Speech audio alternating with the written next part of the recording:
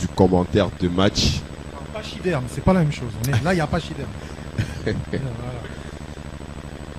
N'est-ce pas, Kwasi? Pachyderme.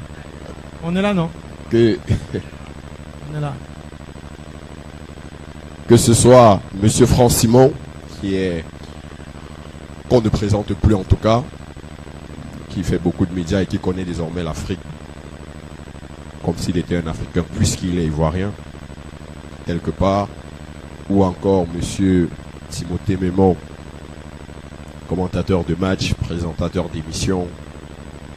Hier, on a également eu la chance d'échanger en visio avec Sir Mark Grayson, qui est illustre commentateur de match pour Super Sport et pour la CAF, tout comme Franc-Simon également, commentateur de match pour la CAF. Et aujourd'hui, on aura l'occasion, en plus de ces deux personnalités, d'avoir Alexandre Ruiz en vidéo, et surtout la présence de Christian Michel Kofan, le Lion indomptable, qui a fait ses débuts avec les Lions indomptables à la CAN. Pour ça, on devrait, et je vous dirai pourquoi, je pense même qu'on devrait applaudir pour Priscille Messéné pour cela.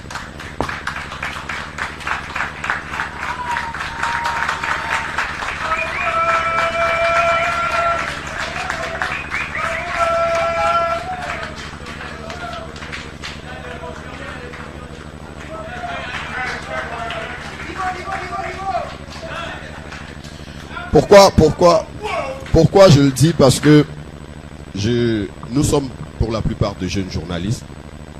Dans la carrière de nos aînés, nos grands frères qui sont là. Et de mémoire de jeunes journalistes, c'est quand même 10 ans de carrière pour moi. C'est pas petit. Bravo. On peut applaudir. Merci.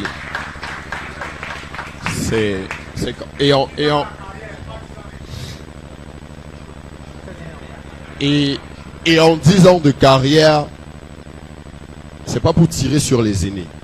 Non, bien loin de là. J'ai un énorme respect pour nos aînés de la profession qui ont tracé le chemin aujourd'hui que nous sommes en train de suivre et que nous devons perfectionner à notre niveau.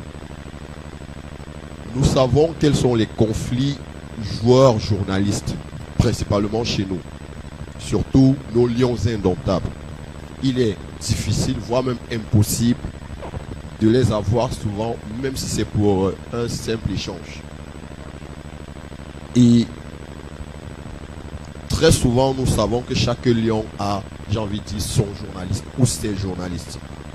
Et souvent, quand un footballeur a ses journalistes autour de lui, ces journalistes-là font l'effort qu'ils ne sortent pas de là, qu'ils restent dans leur cocon à eux, de 2, 3, 4 journalistes avec qui ils échangent, avec qui ils partagent, et ne souhaitent même pas qu'ils puissent échanger avec d'autres confrères. Aujourd'hui, c'est pour ça que je salue ce que Priscille fait. Nous savons tous aujourd'hui que Christian Kofan, comme il a d'ailleurs dit lui-même, est le fils de Priscille Messéné. C'est sa maman comme il l'appelle. Sa maman aurait pu s'arrêter sur le fait que elle gère sa communication avec Franck-Éric Tifo, avec Julie Cambeux, avec Charles-Douglas Neba, et s'arrêter là. Mais elle s'est dit, si aujourd'hui nous souhaitons que les mentalités changent, si nous souhaitons avoir une presse, oui, plus responsable, qui a besoin d'être proche de ces footballeurs et de ces lions, il faut que ça commence ici. Il faut qu'on commence à faire comprendre à ces jeunes que les interviews qu'ils doivent accorder aux médias, oui, c'est peut-être en Occident, mais chez nous également, nous avons besoin d'échanger avec eux. Les autres journalistes sont là et ont besoin de les avoir. Le fait pour eux d'être, Franc-Simon parle souvent du eye contact. Le simple fait qu'il y ait ce eye contact là, qu'on puisse se regarder, se dire bonjour, échanger 2, 3 mots, c'est important déjà pour nous journalistes. Parce que personne ici ne me dira qu'il n'a pas besoin de ça. Un mot qu'il vous a dit, une expérience minime qu'il a partagée, est quelque chose d'important pour nos carrières. Donc, il serait important pour beaucoup d'entre nous qui échangeons avec ces footballeurs-là, de les mettre à la disposition de nos confrères. Et de contrôler simplement ce qui est fait et ce qui est dit. Et ça se fait. merci à Priscille qui le fait avec nos fans. Je crois que Juni Kambe le fait déjà assez bien avec Lionel Ateba également. Il faudrait qu'on puisse multiplier cela pour permettre à ce que nous soyons une presse forte qui accompagne ces footballeurs, qui accompagne l'équipe nationale du Cameroun. On n'empêche pas de tirer sur un joueur. On n'empêche pas de tirer sur la sélection nationale, mais Timothée le disait encore hier, faisons l'effort de ne pas dégrader le produit. Trouvons les mots pour ne pas dégrader le produit. Faisons tout pour mettre le produit en avant. Quand il a bien fait, il faut le relever. Quand il n'a peut-être pas bien fait, trouvons les moyens déjà d'expliquer ce qui pourrait être responsable d'une mauvaise performance, mais ne dégradons pas le produit. Merci encore à Priscille et j'espère que tout à l'heure, quand Christian Kofan sera là, on aura l'occasion tous d'échanger avec lui pour quelques minutes. Il sera disponible, il est très disponible. Et on sortira d'ici, je crois, un tout petit peu grandi, en espérant que ce sont des expériences qui vont se renouveler avec d'autres footballeurs et avec d'autres Lions indomptables.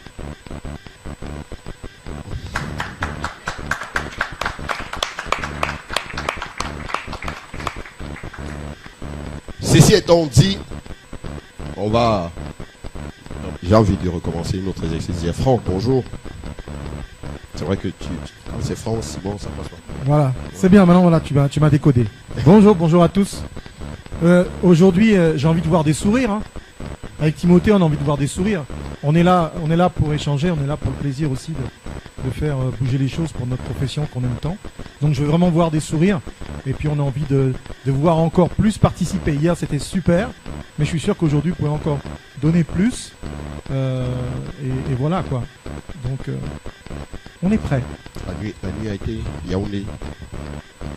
Yaoundé, c'est bien. Mais moi je me couche comme les poules, hein, très tôt, et à 5h du matin je travaillais. Parce qu'il paraît que j'ai un match à préparer cet après-midi. J'ai bossé dur. J'ai bossé dur dans ma chambre, à la lueur de ma torche. Comme Timothée, il a travaillé dur. Ou pas? Ou pas. Belle passe, c'était la passe. Hein. C'était une passe. Ouais. Hein? J'étais à la recherche de mon chai. Mais Mirabeau n'a pas Encore. Et j'ai erré une partie de la nuit. Je l'ai trouvé centre équestre, centre hippique. Oh, Ça c'est Comment ça. ça s'appelle Centre équestre. Non. Non, pas City Center. Ah, juste à côté de l'ambassade américaine là. Le centre hippique, quelque chose comme ça. C'était parfait. Avec le Donc golf. j'ai trouvé mon chai. Donc je suis dans la meilleure forme de ma vie. Oh. On va, alors, faut lui répondre. Laisse-nous en juger, pas nous-mêmes. Tu vois? Alors toi peut-être pas, mais d'autres peut-être. Ok, donc on va lancer notre première journée. J'ai envie de dire merci encore à tous ceux-là qui étaient invités, qui ont répondu présents, qui sont venus nous accompagner. Bernard est revenu encore ce matin. Merci à Bernard Tchoutan. Merci à quelqu'un de très important pour nous. Nous, on l'appelle entre nous Papa. J'aurai l'occasion de vous le présenter tout à l'heure. Qui également fait beaucoup pour nous, qui nous accompagne et qui a été pour beaucoup dans l'organisation de ce séminaire et la tenue même de ce séminaire. En tout cas, on aura la journée jusqu'à 14h30 et 15h pour échanger. Mais déjà, ce matin, on va commencer avec Timothée qui va revenir sur ce que c'est l'interview ou un entretien avec un acteur clé. On parlait de footballeur tout à l'heure, donc interviewer et avoir un entretien avec un acteur clé, les choix des sujets à aborder, les pièges à éviter, le ton même de l'entretien, les questions polémiques ou encore les sujets sensibles. Ouais, c'est un peu autour de ça que Timothée va nous entretenir ce matin.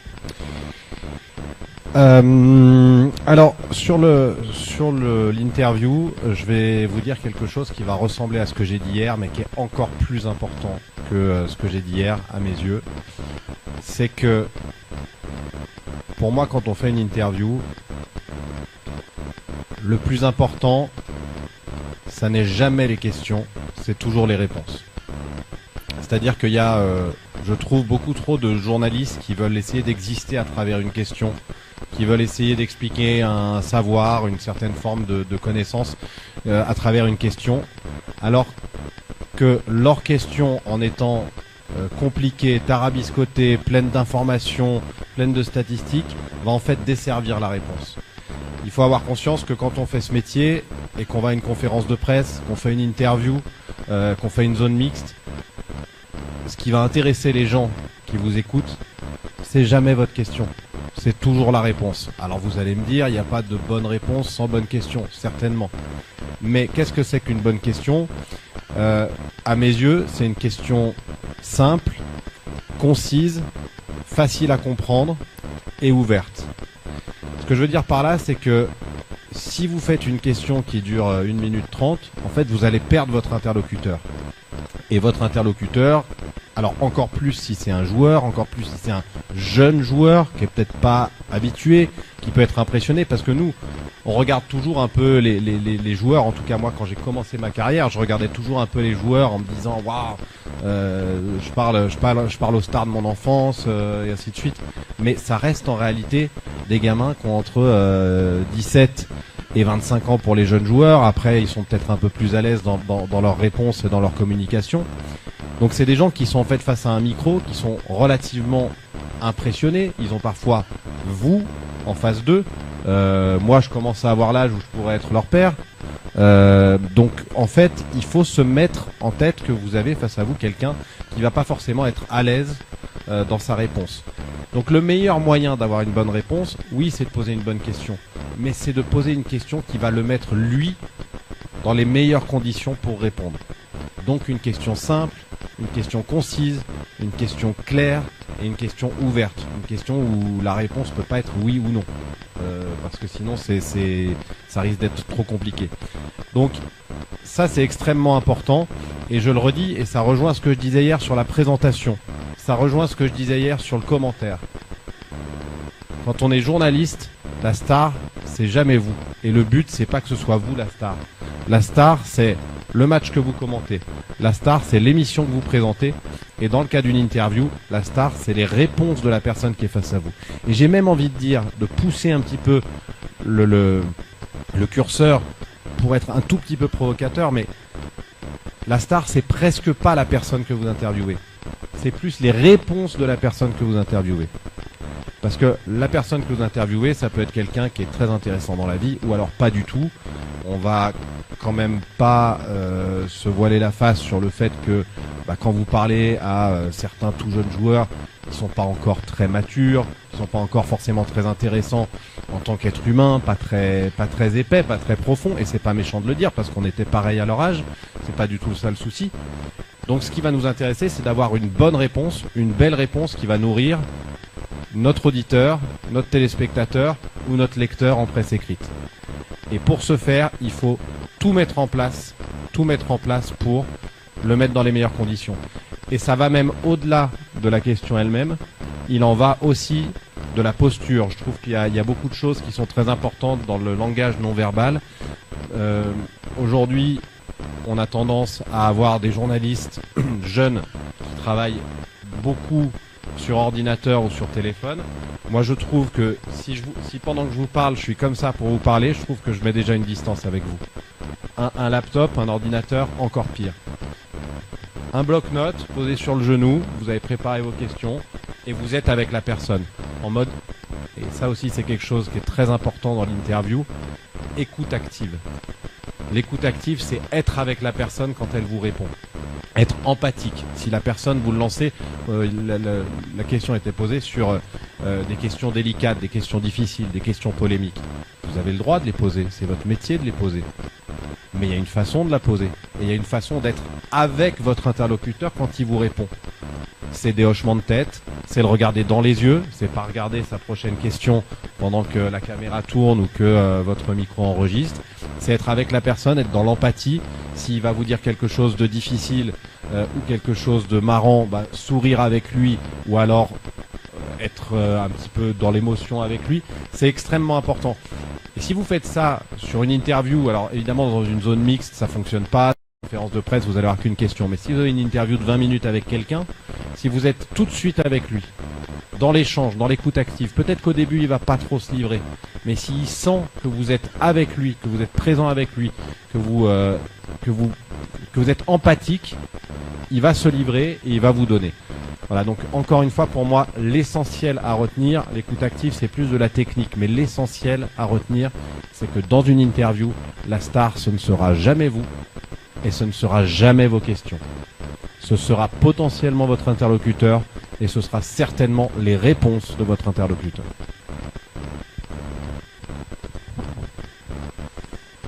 Ça, c'est un aspect essentiel de notre métier. Parce que le commentateur sportif peut être aussi l'intervieweur. C'est même conseillé de pouvoir allier les deux.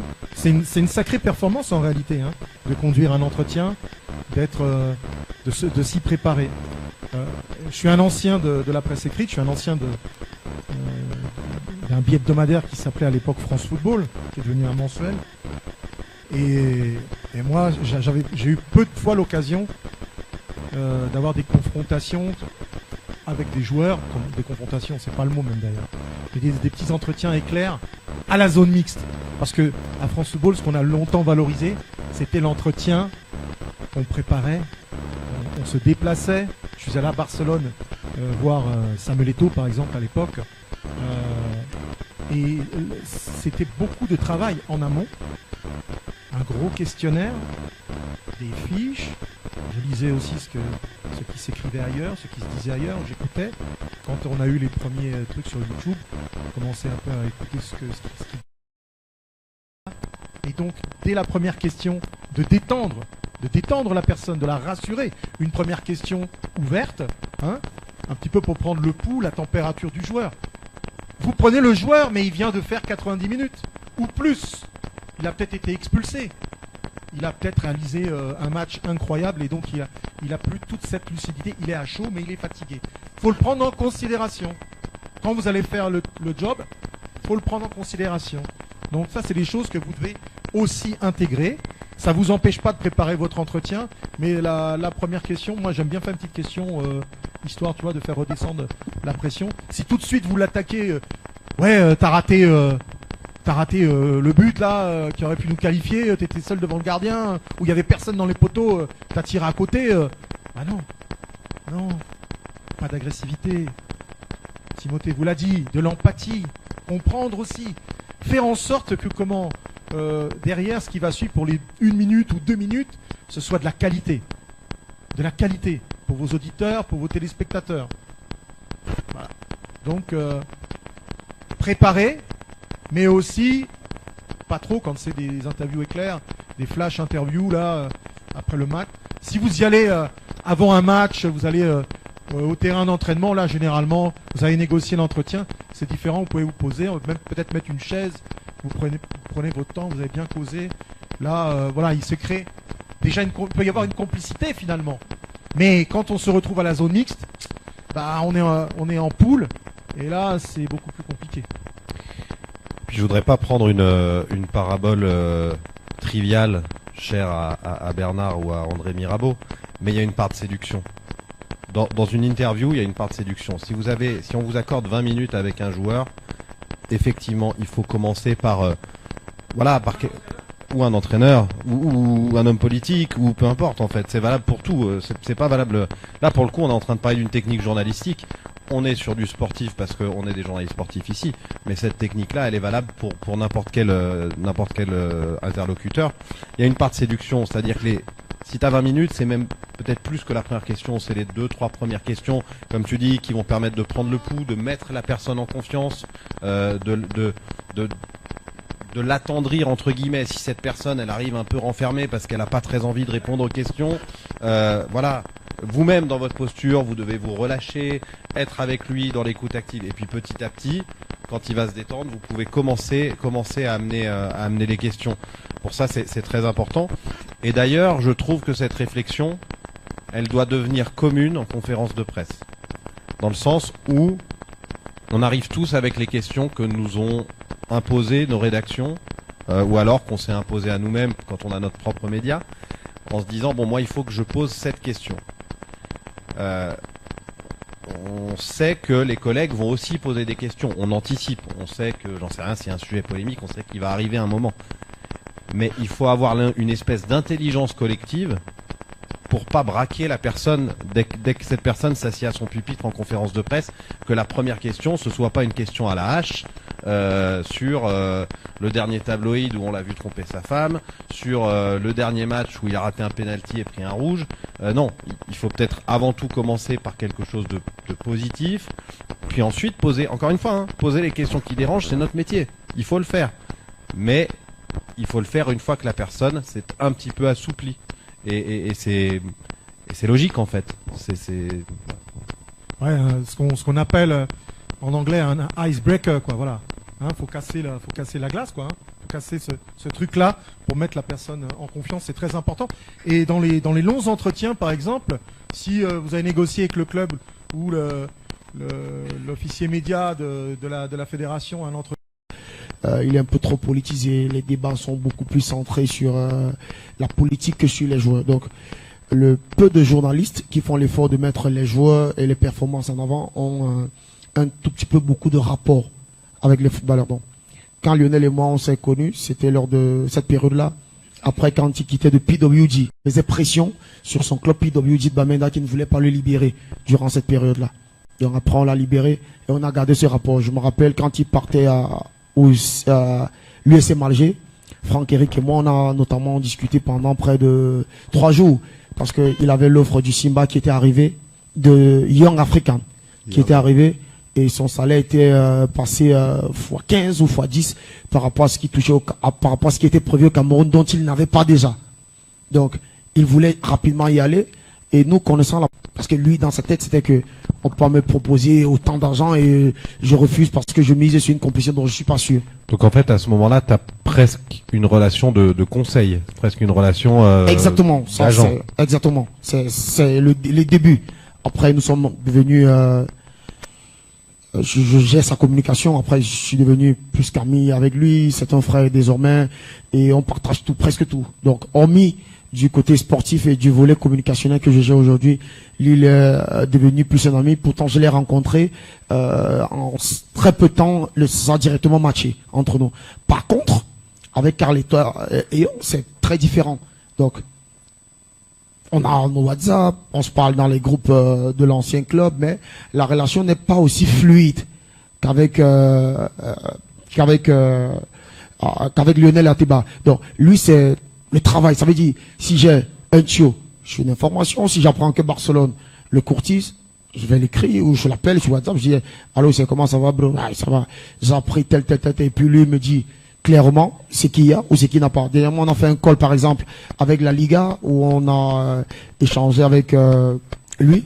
Et il reconnaît que son frère, donc quand il vient en sélection, quand je couvre les matchs, quand je couvre les séances d'entraînement, on se salue de manière courtoise, mais avec lui, c'est très professionnel. On s'est rencontrés bien avant. Donc, rien ne dépasse le professionnel. Si j'ai une info sur lui, je lui demande, je vérifie chez lui directement et il me donne l'info. Mais avec Lionel, c'est plus que ça. Donc, avec Lionel, du coup, la question que je te pose, elle est totalement ouverte. Il n'y a pas de jugement. Si demain, tu es sur un plateau télé et qu'il fait un match lamentable, est-ce que ta proximité te laisse quand même la liberté de dire aujourd'hui c'était pas un bon match? Est-ce que tu vas avoir cette liberté ou est-ce qu'elle va mettre en péril ta relation? Ça c'est très ouvert.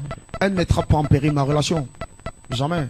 J'en parlerai. Déjà que je le charrie quand il fait mauvais match, par exemple. Il y a là quelques jours, il a manqué un penalty. Je le dis. Quand je fais ma publication, en ce qui le concerne sur mon champ, j'ai du mal à. Après, peut-être parce que je pense qu'il est très jeune, qu'il faut pas parfois le brusquer ou que je sais pas. Mais non, mais la question est pas de le crucifier et de dire gamin. Et en fait, on a le même âge.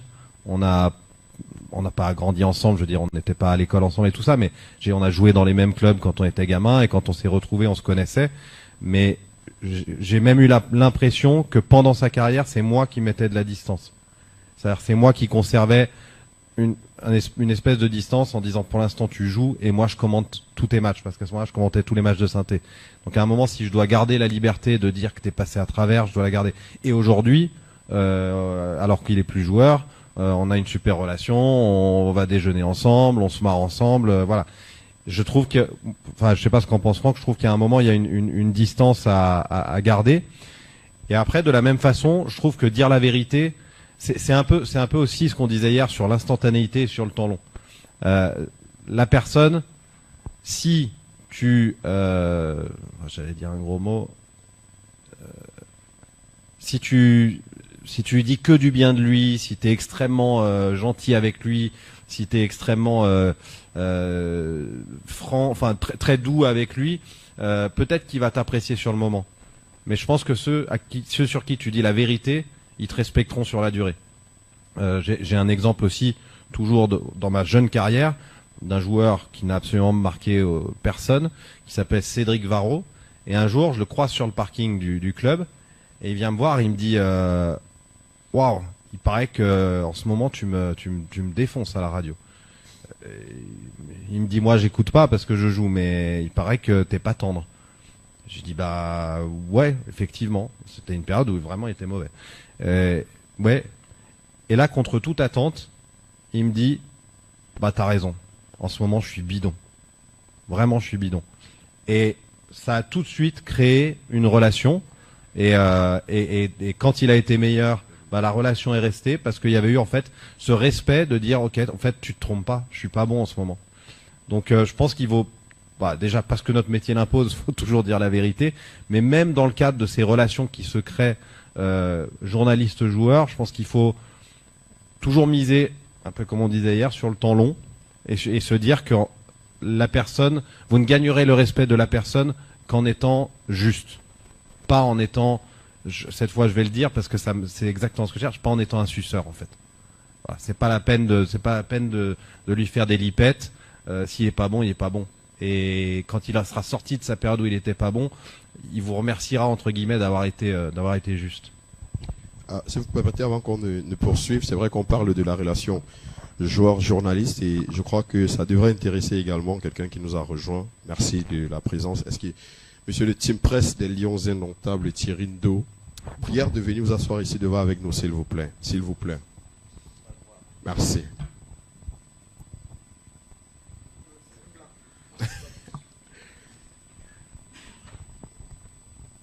Bonjour et bienvenue. Vous pouvez vous installer là. Merci, merci, merci.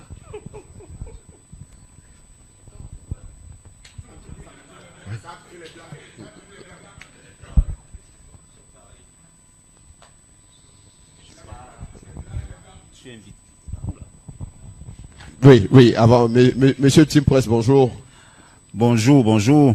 Merci. Merci. C'est vrai que je dois avouer que Madame Messene m'a surpris lundi.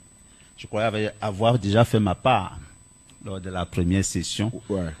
Je suis là depuis, mais il se trouve qu'il y a un chauffard qui m'a bousillé les phares avant, donc il fallait gérer. Je retrouve Franck Simon, Monsieur Foot Afrique. Je l'ai toujours dit, en dehors peut-être Eddie Hamel et beaucoup plus Gérard Dreyfus, je crois qu'ils sont trois. Hein. L'Afrique, le football africain les connaît sur le bout des doigts. Il y a Timothée, à qui j'ai fait vivre des misères, je le reconnais. Il demande interview depuis le Qatar. Le Qatar, Côte d'Ivoire, un peu moins au Maroc, surtout le Qatar. Ça, je l'avoue. Bon, comme je l'ai dit la dernière fois, c'était aussi une manière pour moi de protéger le groupe. C'est ouvert, mais à un moment donné, on ferme. Donc, merci. Et je suis heureux d'être là avec des experts. Moi, je prends cette expérience comme un partage de connaissances. Parce qu'on apprend tous les jours. Tous les jours, on apprend. Donc, merci. Enfin. Voilà, tout à l'heure, on parle puisque tu parles de la difficulté que tu as eu peut-être avec Timothée. C'est toujours dans cette relation joueur-journaliste et forcément Team Press, on aura l'occasion et on espère que, puisqu'on aime bien les anecdotes, les autres vont me tromper, on espère qu'on aura l'anecdote entre Timothée et toi depuis le Qatar et qu'on pourra se faire également notre expérience. Là, on parle véritablement de comment se fait ou se crée la relation journaliste-footballeur et la parole au président de l'association des journalistes sportifs du centre, Achille Foumena. Bon, journaliste à la base, mais président, on respecte la casquette également. Pour nous dire également peut-être une expérience, partager peut-être une expérience. Merci Franck-Éric. Je devrais préciser que c'est le journaliste qui est là, pas forcément le président de l'association. Je travaille pour Kalak FM. À la suite de Junique, moi je voudrais faire une observation. Je pense que la relation entre les footballeurs camerounais, du moins ceux qui sont en activité, et la presse est plus une relation de méfiance. Ça, c'est ce que j'ai observé. Il y a, pour les approcher, des verrous qui commencent au niveau de la famille. Ce n'est pas facile. Je ne sais pas ce qui explique cela. Après, je me dis qu'à un certain moment, il y a comme une confusion des rôles. Très souvent, on franchit le pas et on ne respecte pas la distance qu'il y a entre le professionnel d'un côté et le professionnel de l'autre. On se retrouve forcément dans la situation où le journaliste est devenu en même temps l'avocat du footballeur en activité, il est son manager, il est son conseiller communication. Ça fait que la limite entre le journaliste professionnel et l'athlète devient floue. Et à la fin, quand les rapports s'effritent, très souvent, ça devient comme une sorte de guerre. Et maintenant, l'autre chose, c'est que la société camerounaise a sa particularité. De manière globale, on fonctionne dans, comment je peux dire, la dynamique, mon petit, mon grand. Donc, ça n'est pas que dans le football.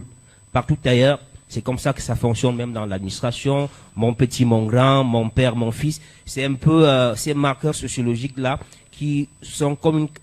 a dit que c'est la marque de fabrique, on dirait, de la société camerounaise. Et ça fait que ça se déporte un tout petit peu partout. Ça fait que maintenant, pour avoir facilement accès à un joueur, vous êtes obligé de passer par ce côté, comment je vais l'appeler, ce côté affectif, voilà, ce côté affectif. Et là, ça vous met en confiance. J'ai le sentiment qu'il y a eu une rupture à un certain moment, parce que les footballeurs camerounais avaient ces rapports très étroits avec la presse, qui à un certain moment, ça je le prends sur moi, a chanté les louanges de ces joueurs-là. Et à un certain moment, quand il y a eu des affections, les journalistes sont revenus dans leur posture normale. Ils ne faisaient plus des louanges. Ils disaient maintenant la vérité. Il y a eu cette rupture-là. Et je pense que c'est ce problème qui jusqu'aujourd'hui continue. Moi, j'ai particulièrement pas de rapport avec des footballeurs en activité.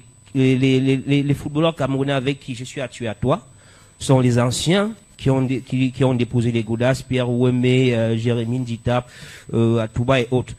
Après, qu'est-ce qu'on fait pour avoir des informations? Par exemple, quand la sélection est en stage, on est obligé de passer par le team press. La chance que nous avons, c'est que le team press est d'abord journaliste et il est membre de notre association. Ça fait que la proximité que nous avons avec lui, à un certain moment, nous facilite le contact avec les joueurs en sélection.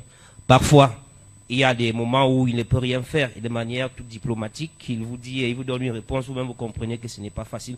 Donc, on est obligé de nous adapter avec le contexte. Mais globalement, ce n'est pas facile.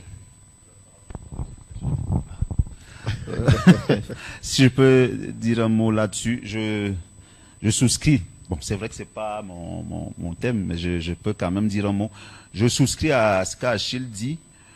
Et moi, je l'ai toujours dit à mes jeunes confrères, le problème qu'on a, parce qu'on est là pour se dire des choses, c'est que la majorité des jeunes journalistes, bon, je ne vais pas donner un pourcentage, la plupart d'entre nous, nous sommes devenus un peu des agents déguisés. C'est-à-dire, Timothée parle du mot suceur. C'est-à-dire que même s'il fait mal, on va toujours trouver qu'il a bien fait. Et parfois, un joueur qui vit de l'autre côté, moi je vous raconte une anecdote, c'est vrai que lui ne joue plus. Il ne joue plus. Mais le jour où j'échange avec Samuel, et toi il n'est pas encore candidat, il me dit, chaque fois que tu as quelque chose à me dire, n'hésite pas, dis. Et c'est ce que je fais. Parce que si vous avez un joueur, et tout le temps, vous le notez bien, vous savez, à une époque, la feuille des notes chez nous avait créé des problèmes. Année 2011, 2012, 2013, les notes de Camfoot créaient des problèmes même dans le vestiaire. Ça, les gens l'ont peut-être pas su, mais ça a créé des notes et des frustrations. Et ça laissait croire qu'il y avait peut-être des pachas d'un côté et des parias de l'autre. Donc, moi, je pense que la meilleure posture, c'est celle d'être rigoureux. Quels que soient les atomes crochus qu'on peut avoir avec les joueurs, il faut être rigoureux dans le travail.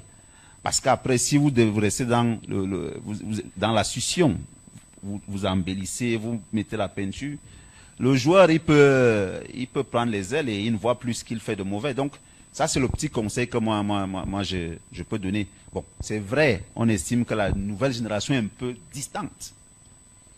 Mais bon, c'est pas toujours vrai dans l'absolu. Parce qu'il y a je prends encore le mot d'Achille Foumena, la méfiance.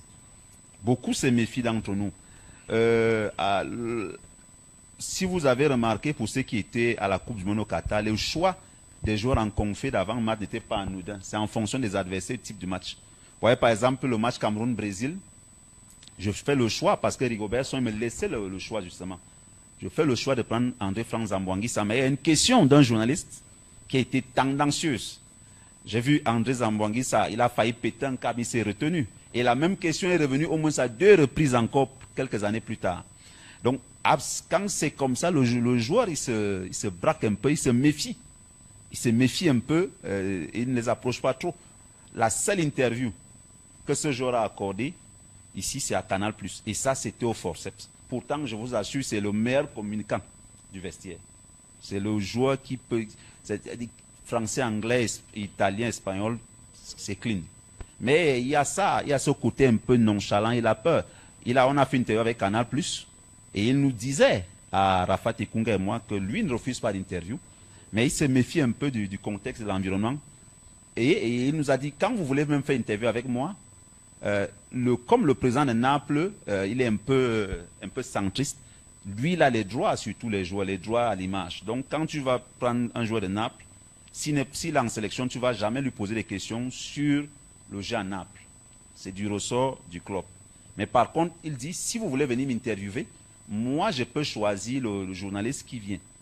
Donc, vous voyez un peu cette différence-là. Il y a des joueurs qui se braquent un peu parce qu'ils lisent. Parfois, il y en a qui sont professionnels. Ils le font, c'est-à-dire, c'est d'une manière désintéressée. Ils ne font que leur travail, mais ça ne plaît pas toujours. Donc, le juste milieu, c'est quoi? C'est de rester pro. C'est rester pro. Je vous prends un exemple pour faire une digression. Je suis team presse des Lions de Nongtap, mais ça ne m'empêche pas de faire des émissions. Achille Foumena est là. Il n'a pas toujours été tendre envers la fédération, mais je l'invite sur les plateaux, ils sont nombreux. On ne vous demande pas d'être incliné, mais de rester pro. Si tu as des acquaintances avec un joueur, quand il a bien fait. La dernière fois, je sors par là, je vous raconter une anecdote sur un journaliste, le même, qui avait posé la question à Zambouanguissa, ici, qu'on fait d'avant-match contre le Kenya, il vient avec une lettre dans un pli fermé, me demande d'aller remettre un joueur. Moi, je lui ai demandé s'il allait vraiment bien dans sa tête, si moi j'étais devenu facteur. Si tu discutes avec le joueur, tu peux filmer la lettre et tu lui envoies. Et quand tu vas voir le joueur, moi tu fais la commission, tu ne prends pas la lettre. Le joueur me dit, grand, pardon, je ne veux pas le voir, je vais me concentrer sur le match. Donc, c'est un peu de tout ça. Parfois aussi, je le reconnais, les joueurs, ils causent avec certains d'entre vous. Mais à un moment donné, comme ils ne peuvent pas dire non, ils sont obligés de faire comme s'ils ne vous connaissent pas. Et parfois, ça donne l'impression que c'est vous qui ne voulez pas que le joueur vous rencontre. Donc, pour moi, il faut toujours rester pro.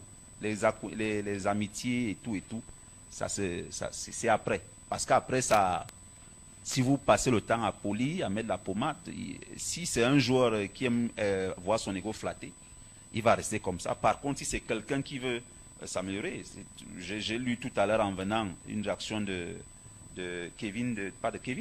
Romelu Lukaku. Il disait que il n'y a que Thierry Henry qui pouvait lui dire les vérités en tant qu'attaquant parce qu'il a un ego. Il lui a dit ici. Moi-même, j'étais comme toi. Et il a accepté au finish. Donc, trouvons le juste milieu. Je parle en tant que journaliste. Là, je suis venu comme journaliste et non comme team presse, la preuve. J'ai une chemise de la radio qui m'emploie. Essayons toujours d'être un peu au milieu. Moi, j'ai vu un peu à Lens, on a travaillé avec Franck Simon. Il connaît tous ces joueurs, mais jamais je l'ai vu pendant 2-3 jours. Toujours éloigné. Et parce qu'en club, ces enfants sont hyper intelligents. Lorsque tu fais ça, ils considèrent que tu es bon. Vous appelez ça comment? Un Tinda? Tu es un suiveur. Donc, toujours équilibré, mettre l'info au-delà de nos amitiés, au-delà de ce qu'on peut avoir comme passif. Donc, voilà ce que vous pouvez dire. Ok. Ah d'accord, madame. Bonjour. Bonjour. Emilienne Doumbé. La question c'est pour Monsieur Timothée. Vous avez parlé de la proximité entre les joueurs et les journalistes. Vous avez souligné le fait que ici, on se retrouve en train d'être les mamans, les papas, les frères, les sœurs des sportifs ou alors des hommes politiques. Ce que moi, le constat fait, personnellement, parce qu'à la base, je suis communicatrice, il y a des personnes publiques qui n'ont pas cette nature de parler, de communiquer, et s'appuyant sur des journalistes ou bien des communicateurs qui font pour eux le travail, le besoin, bon ou mauvais, parfois, parce que on constate avec des périodicités, comment on dit, on constate avec du temps que c'est devenu comme des fan clubs. Les fan clubs qui se sont créés derrière la communication, le journalisme. On ne dit plus ce qui est, on relate juste avec plaisir ce qui nous plaît. On ne dit plus ce qui doit mettre le joueur ou bien la qualité du produit en avant, mais on dit ce qui va faire en sorte que l'argent puisse entrer dans nos poches. C'est un peu ça. C'est intéressant, et hier Franck en a parlé en disant, en parlant des journalistes indépendants qui parfois avaient aussi des rôles de communicants pour tel ou tel club, telle ou telle institution, tel ou tel joueur. Le fait est que là aussi, et c'est là où l'échange est riche, je pense que en Europe c'est quelque chose qui est relativement marqué en fait. Soit vous êtes journaliste avec la carte de presse, avec un certain nombre de droits et de devoirs, soit vous êtes communicant, mais on n'a pas ce genre de profil hybride, et dire ça, et c'est absolument pas un jugement sur le fonctionnement ici. Moi, ce qui m'intéresse justement, c'est de comprendre ce jugement. Je trouve que le témoignage de votre éminent press officer est très intéressant. C'est-à-dire que il fait le distinguo. Aujourd'hui, il a sa chemise de journaliste, et demain, il aura l'écusson des Lions Indomptables. Et en fait, c'est cette capacité à dire, ok, je change, je switch, je change de statut de communicant à journaliste. C'est peut-être un peu d'ailleurs ce que j'expliquais hier entre le supporter et le journaliste. C'est-à-dire que il y a un moment, tu ouvres les vannes d'un côté, t'es supporter, tu chantes, tu dis des bêtises en tribune, voilà. Le lendemain, t'es journaliste, tu cloisonnes, tu passes de l'autre côté. Mais c'est intéressant, et votre témoignage, madame, est très intéressant pour comprendre en fait comment ça fonctionne, parce que d'une certaine manière, c'est quelque chose que moi j'avais perçu. J'ai pas l'expérience de Franck sur le continent africain. J'ai fait 5 Coupes d'Afrique des Nations, c'est pas mal, mais je suis encore très loin de ces 16, 17, ouais, grosse quinzaine. Donc j'ai un tiers de son expérience, voyez-vous. Il y a encore du boulot devant moi, et j'ai hâte de le faire, ce boulot. Voilà, mais c'est très intéressant. Et je vais juste faire une petite parenthèse. Je suis quand même frappé de la présence hier du directeur de la communication de la FECAFOOT, aujourd'hui de votre press officer, parce qu'en fait ça prouve qu'il y a un intérêt de la part de votre fédération envers la progression et envers les échanges que vont avoir les journalistes ici avec nous. Notre press officer en France s'appelle Raphaël Raymond, et c'est un ancien de l'équipe. Très performant, voilà, aucun problème. Je suis pas sûr que si on faisait un congrès UJSF, donc des journalistes sportifs français, je suis pas sûr qu'ils viendraient s'y intéresser. Et je suis absolument certain que le directeur de la communication de la Fédération française de football ne viendrait pas. Donc, ça, je pense que c'est une richesse, parce que ça prouve que il y a un lien, il y a un respect, il existe quelque chose entre vous et votre fédération, qui sont des choses qui ont complètement disparu en Europe. Ils sont dans des bulles, et on ne leur parle pas, on ne les voit pas, on les voit pour les conférences de presse. Évidemment, les press officers font leur boulot, accordent des interviews quand il le faut, mais la fédération ne va parler qu'à un média quand elle a besoin de communiquer sur quelque chose. On n'a jamais d'interaction avec le directeur com. Voilà, encore une fois, Raphaël Raymond, il fait bien son boulot. Si on va à Clairefontaine, le centre d'entraînement de l'équipe de France, on va le croiser, on peut lui parler. Je dis pas qu'il est inaccessible, je dis juste que il n'aura pas cette curiosité qui est prouvé par la présence de ces deux éminences avec nous. Et voilà, profitez-en parce que c'est une vraie richesse. Profitez-en tant que ça existe.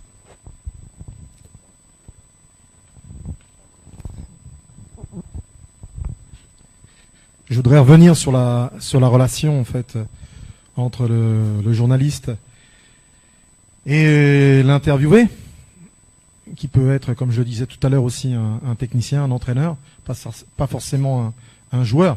Et un entraîneur, généralement, c'est un ancien joueur. J'ai aujourd'hui, sans doute aussi de par mon âge, plus de relations avec les techniciens qui sont des anciens joueurs qu'avec les joueurs eux-mêmes, parce que j'ai tissé cette relation à travers le temps.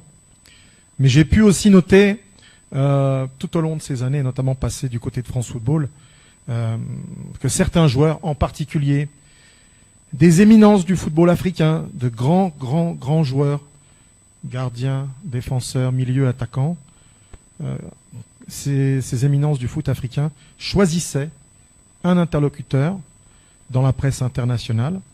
Cet interlocuteur qui n'existait même pas dans la presse nationale.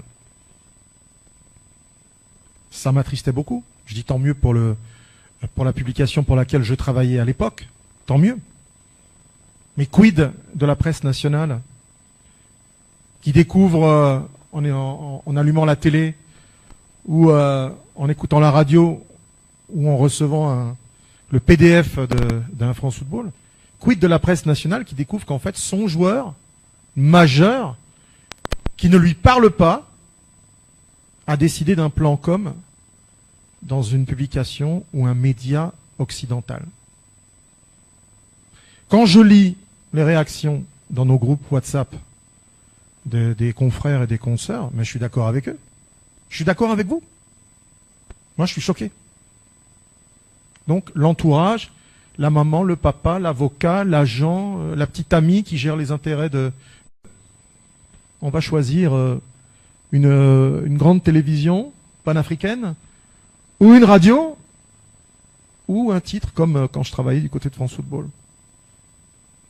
Et je me souviens que moi, à l'époque, pour le coup, je terminerai avec cette anecdote, mais pour le coup, ces principales vedettes du football africain, elles avaient été confisquées par mon directeur de la rédaction. On me disait, ouais, mais toi, en fait, tu t'intéresses à quoi? Je dis, moi, je m'intéresse au jeu et aux joueurs, quoi. Au terroir. Ce qui m'intéresse, c'est Unisport contre Colombe. Le joueur, le grand joueur camerounais, ça fait longtemps que je l'ai interviewé déjà. Et moi, ce qui m'intéresse, c'est vraiment ce qui se fait localement et voir le blé en herbe comme ça germer et pouvoir l'évoquer par la suite. Donc, cette connivence qui est installée, moi, je me dis que par le passé, je ne sais pas maintenant, mais cette connivence installée entre certains médias occidentaux et certains grands joueurs, elle répond à un truc très simple. Ce sont des plans com. Faire passer des messages à l'international, au club. Tu découvres que le média va titrer sur quoi? Sur l'envie d'ailleurs, il veut partir ailleurs. Ou j'aimerais que, parce qu'il n'est pas d'accord avec le sélectionneur national. Voilà. Donc il va régler ses comptes. Mais pourquoi il ne le fait pas à la maison? Voilà. Alors je ne sais pas si ça vous interpelle, je ne sais pas si vous voyez, si vous avez des exemples qui vous viennent en tête par rapport à ça. Mais ça aussi, c'est une réalité. Et j'espère que dans les prochains temps, ça va évoluer, qu'il y aura plus d'ouverture pour les médias nationaux, pour les journalistes, les commentateurs sportifs nationaux africains. Voilà, parce que ils le réclament, mais ils n'ont pas toujours l'accès. Et quand ils vont faire remarque, quand le joueur vient en équipe nationale, on va lui dire, doucement les basses. Pourtant, ils ont raison. Parce que l'opinion publique, elle est friande de ça. Et elle ne comprend pas que son joueur s'exprime à l'étranger, mais pas à la maison. Et vous autres, ça vous met en porte-à-faux. Si vos joueurs ou vos joueuses ne s'expriment pas dans vos médias, que vous êtes obligés de reprendre la communication du joueur, les interviews, les paragraphes, déjà vous allez avoir peut-être vos responsables, vos rédacteurs en chef qui vont vous rentrer dedans en disant tu fais ton boulot ou quoi? Mais s'il veut pas nous parler, on fait comment? Ça c'est une réalité aussi. Voilà. Donc tisser une relation avec de jeunes joueuses, de jeunes joueurs dès maintenant, c'est important. La cultiver, encore une fois, c'est important. Créer une connivence une confiance, connivence dans un sens positif, hein, tu vois. Nourrir, en fait, cultiver, c'est important. Et aujourd'hui, il y a des joueurs que j'ai connus très jeunes. Un gars comme Kolo Touré en Côte d'Ivoire, je l'ai connu, il avait quel âge? 15 ans. Je suis encore en relation avec lui aujourd'hui. Je l'embête pas tous les jours, hein, Kolo Touré. Mais on se suit. Et je l'ai jamais emmerdé, en fait. J'ai jamais cherché à l'embêter, mais je pouvais avoir à le solliciter. Donc, c'est ça aussi, c'est cultiver ça. C'est-à-dire, dans le respect mutuel, être en capacité de critiquer, parce que le mec, il a pas fait la perf de l'année, mais en même temps, comme on le disait encore hier, il y a une façon de faire passer les choses. On peut mettre un peu de pommade, on peut y mettre des formes. Bah ouais, il a sans doute fait de meilleurs matchs. Marc Glisson le disait hier. Donc voilà, modifier un peu ça, le cultiver, savoir être critique. Tu as donné l'exemple de Varro, le moment venu. Bah, pour terminer, moi ça m'est arrivé avec des entraîneurs, hein, des entraîneurs français qui font l'Afrique, ou des entraîneurs européens. On s'est chamaillé, mais bien comme il faut. Il y en a qui sont parmi mes meilleurs amis, mais on s'est engueulé, mais copieusement. Et il m'a fait la tête. Celui auquel je pense m'a fait la tête, parce que je lui ai dit la vérité. Voilà. Donc ça arrive, ça existe. Le pire truc, je trouve, tu vois, je vais donner un exemple. Patrice Baumel, qui était entraîneur de l'Angola il n'y a pas si longtemps, qui ensuite est parti à l'Espérance de Tunis cet hiver. Malheureusement, il a été sacrifié après l'élimination en demi-finale de la Ligue des Champions, après avoir quand même sorti le Harley du Caire au Caire. Et moi, je lui courais après pour un entretien. Et je voyais que Baumel, que je connais depuis quelques décennies, Baumel, il parlait avec tout le monde. Et moi, je lui dis, écoute, tu sais, j'ai mon petit site de football, 2022mag.com. Ah, ça y est, j'ai fait ma pub. Et j'aimerais bien que tu t'exprimes, quoi, que tu me fasses un petit entretien. On fait une réunion Zoom ou sur Streamcast, peu importe, pour que tu me donnes du contenu. Pour parler de ton métier d'entraîneur, ta méthodologie. Là, on parle méthodologie journalistique. Moi, je voulais qu'il me parle méthodologie de technicien. Le monsieur ne me répond pas. Je dis, comment? Je dis, mais je vais devoir te relancer combien? 5 fois, 10 fois? C'est pas normal. Tu me dis oui ou tu me dis non. Tu me laisses pas dans c'est à peu près, en fait, hein, cette zone où il se passe rien. Voilà. Donc ça aussi, tu peux cultiver, mais à un moment donné, peut-être que de l'autre côté, il va y avoir, ça va coincer. C'est quand même à nous d'entretenir ça, d'entretenir notre réseau, en commençant le plus tôt possible. Mais soyons fermes aussi de notre côté. L'honnêteté, c'est important dans notre métier. Merci Franck. Je pense que ce que vous décriez ce matin, c'est connu de nous tous, hein, avec nos stars, entre guillemets, on va le dire ainsi, qui préfèrent donner des interviews aux médias étrangers. On s'offusque de ça tous les jours. Et, je veux pas, personnellement, moi j'ai décidé il y a 2 ans à peu près de cela, et tu le disais, l'objectif pour eux, en choisissant un média occidental, c'est que forcément, sur le plan national, ce sera repris. Les médias nationaux vont reprendre cela, sur le plan local, on va reprendre. Moi, je décide de ne pas reprendre. Aujourd'hui, un footballeur ou même un dirigeant du sport, en général au Cameroun, donne une interview à un média occidental, moi, personnellement, je ne le reprends pas. Je ne le reprends pas ce que je fais. Si son interview a été donné à un média occidental et qu'il fait parler, je fais l'effort d'avoir l'interview d'un footballeur local qui a, sur l'instant pignon sur rue, je fais l'effort qu'il soit partagé le maximum possible, qu'il y ait quelque chose d'attirant pour essayer de casser la dynamique de son interview à lui sur la scène locale. Moi, je ne vais pas obliger mes confrères à le faire, mais personnellement, je ne reprends plus un football. C'est vrai qu'il peut avoir quelque chose d'urgent et il est en Europe, il a donné une interview. Mais là, s'il choisit de faire une campagne de com et qu'il va parler à l'étranger, moi, je ne reprends pas. Et j'aurais proposé à mes collègues de faire pareil. Si un footballeur aujourd'hui, camerounais, décide de parler à un média occidental, sur le plan local, nous avons nos stars. On joue en championnat, tu as parlé Unisport Colombe. Il y a Jules Armanco, le second meilleur buteur. On a dit Forchou, meilleur buteur du championnat. On a Fargani, Patrick Edzimbi. On a l'Unisport du Haut-Cam avec des joueurs comme Fokem qui font une saison énorme. Ben alors on les met en avant. On choisit de les mettre en avant. Moi, c'est mon expérience à moi. C'est ce que je préfère faire aujourd'hui plutôt que de reprendre un footballeur qui parle à un média occidental. Patrice, on vient à toi. Non, peut-être je voudrais un peu renchérir ce que tu as dit. Je crois qu'aujourd'hui, les réseaux sociaux et ce séminaire que nous sommes en train de faire et que Thierry Ndo soit là, puisqu'il est très proche de nos internationaux, c'est un coup de gueule. Parce que quand vous écoutez parfois les joueurs internationaux, ceux qui ont réussi, ceux qui sont dans les grands clubs européens, ils vous disent que non, au Cameroun, puisqu'on parle du Cameroun, les journalistes camerounais ne sont pas bien formés, ils disent n'importe quoi, ils reprennent n'importe quoi, ils donnent des fausses informations. Non. À un moment donné, il faut respecter la presse locale. Parce que quand ils jouent dans le championnat amateur, c'est nous qui faisons la pub de ces joueurs-là. Et le but n'est pas, vraiment, on ne met pas les joueurs internationaux sur le bûcher. Parce qu'après, on va dire que non, Priscilla a dit non. Mais c'est que quand ils sont dans les championnats, MTN et Lidouane, ils ont besoin de publicité. On t'appelle aux grandes sœurs, s'il te plaît, j'ai marqué 10 buts, est-ce que tu peux parler de moi? Dès qu'il y a un petit transfert, tu l'appelles, il ne prend plus le téléphone. Il dit non, les journalistes sont des mendiants, ils ont fait arriver de l'argent. Je crois aussi que le journaliste camerounais doit travailler sur son branding. C'est pas parce qu'un joueur est professionnel qu'il a un peu de l'argent que tu dois l'appeler matin, midi, soir, que tu dois lui dire certaines choses. Parfois, il faut mettre de la limite. Parfois, même, s'il te donne, ne prends pas. Si tu dis, les gens vont crier que précis, tu le dis au Dieu. Mais c'est la vérité. Il faut aussi que nous respections.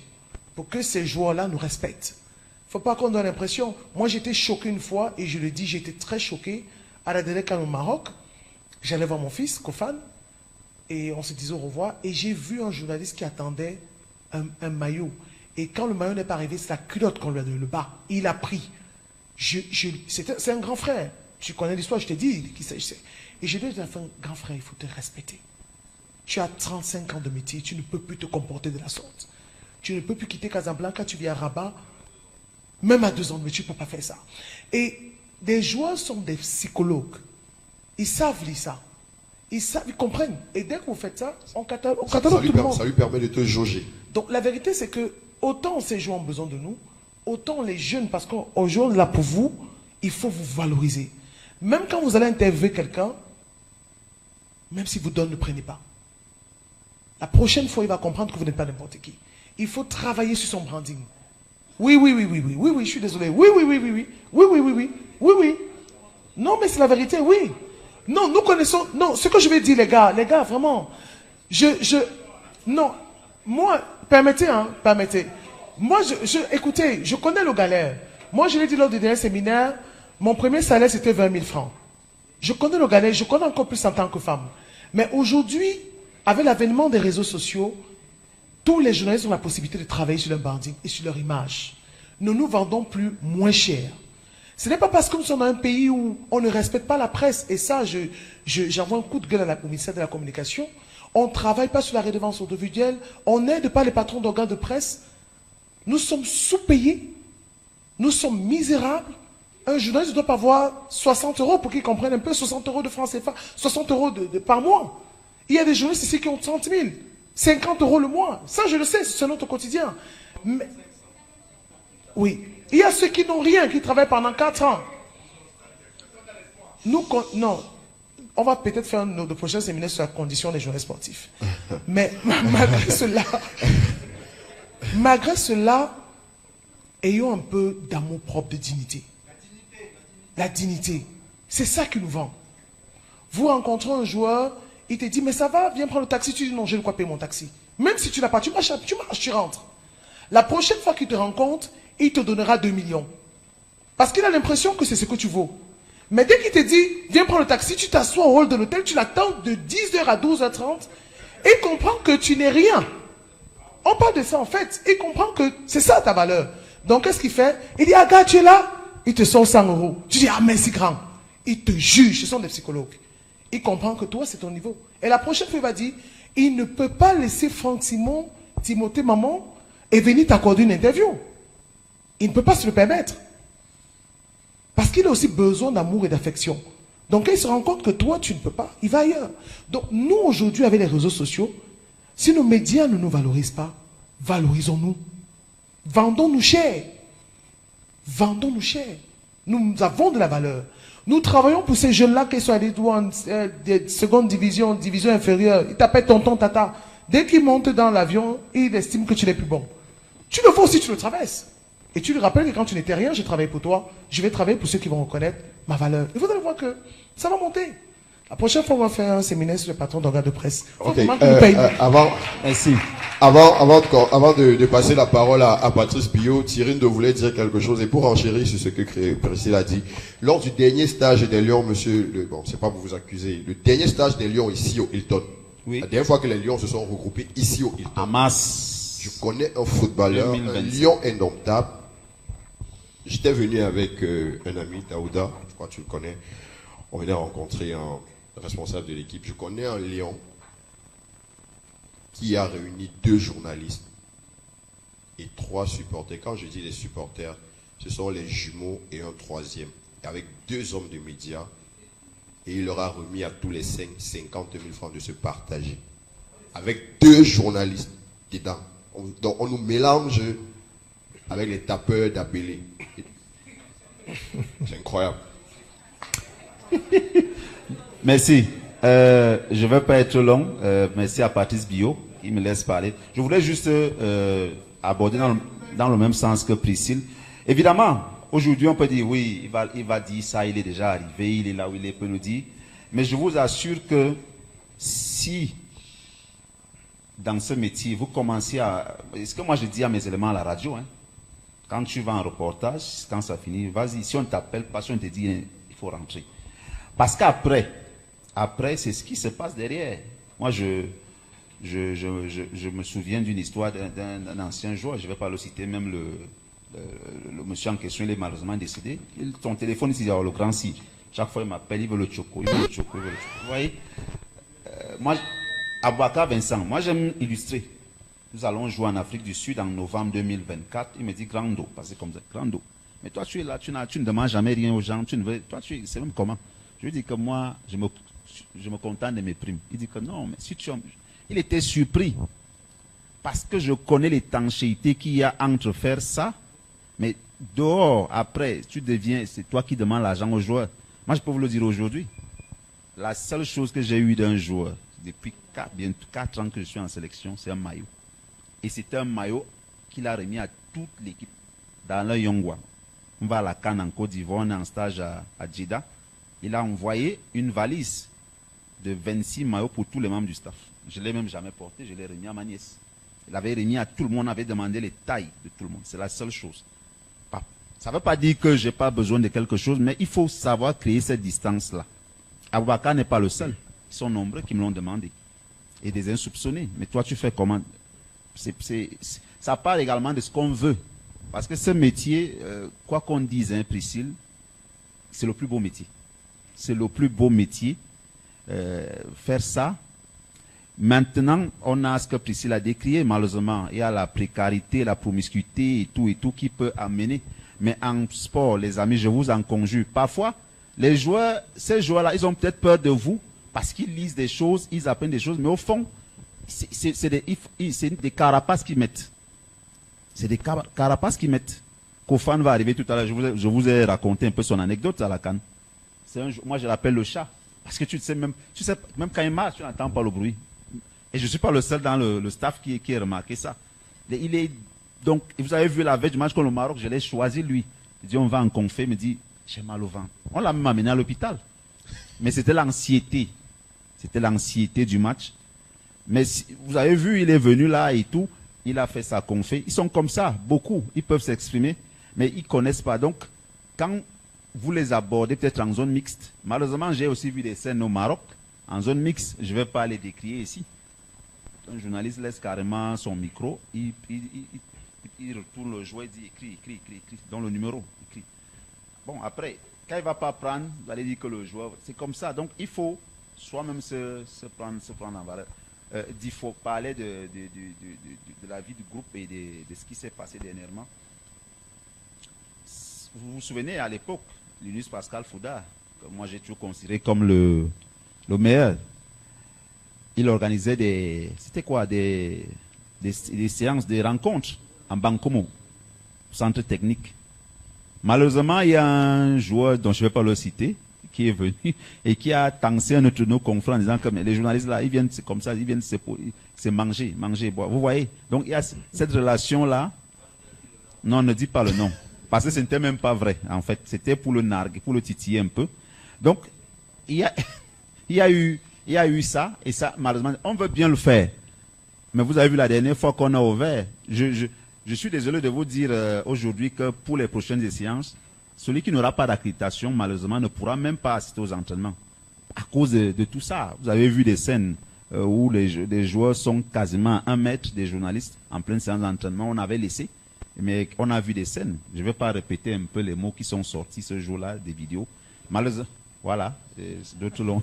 Voilà.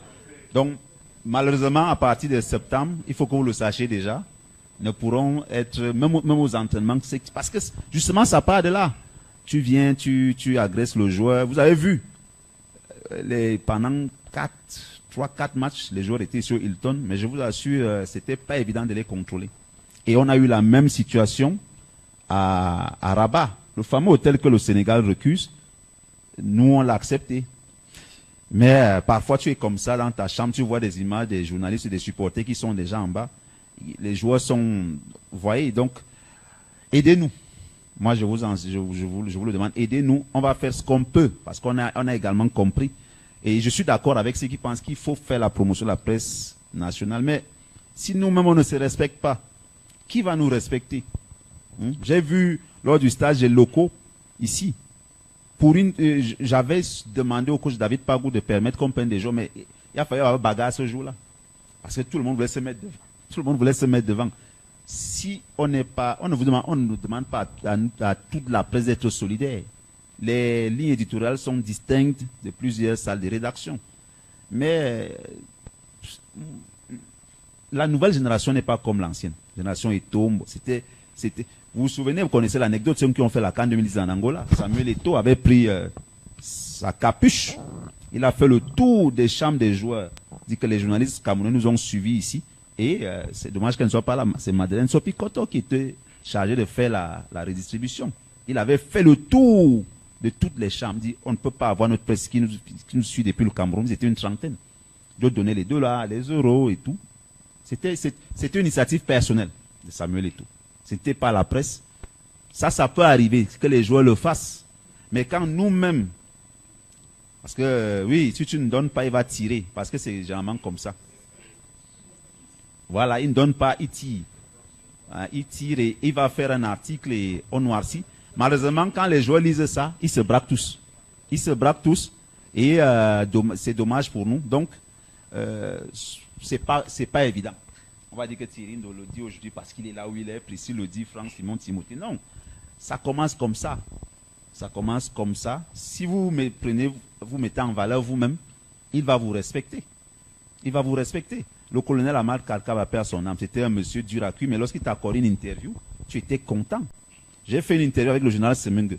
La fameuse interview, il disait ils m'ont piégé. Moi aussi, je les ai piégés. Lors de l'Assemblée générale africaine, où on voulait qu'ils signent qu'il se désolidarisent de la Ligue. C'était une interview simple, mais vous imaginez aller interviewer le plus haut gradé de l'armée. Comme ça, au quartier général en plus. Mais simple qu'il est, on a fini l'interview, on est parti. Quand tu finis ton interview, tu te lèves, tu pars, tu ne demandes rien. Il n'y a pas le taxi qu'on va te donner, il n'y a rien. Si tu commences, on va te donner le taxi, mais derrière, quelle est la considération qu'on aura de toi? Malheureusement.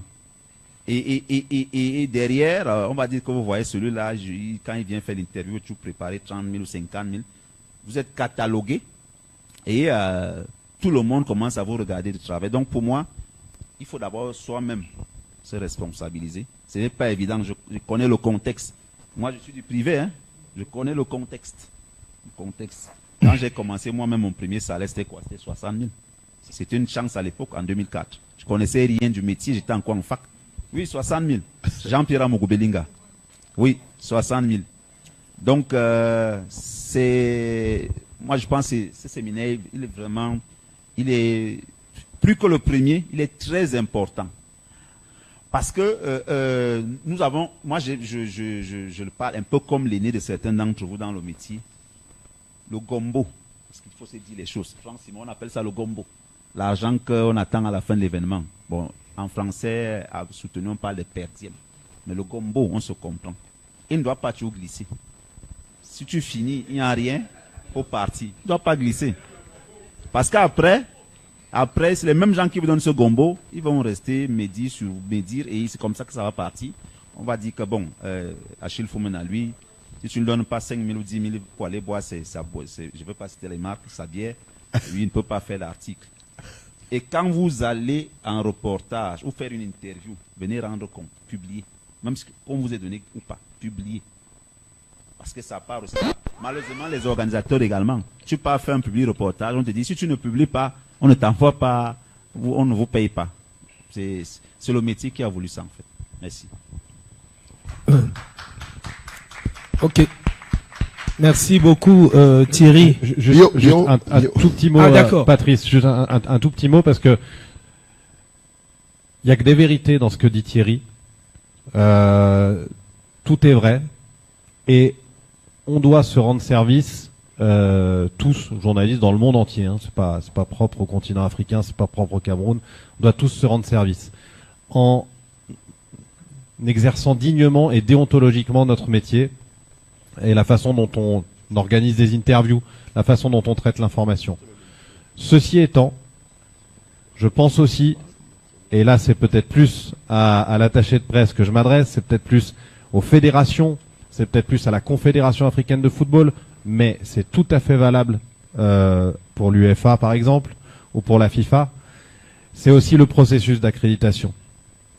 C'est-à-dire que on ne sait que trop, on a tous observé ces zones mixtes avec la scène que décrivait Priscille, avec des gens qui vont demander des maillots, demander des selfies et tout ça.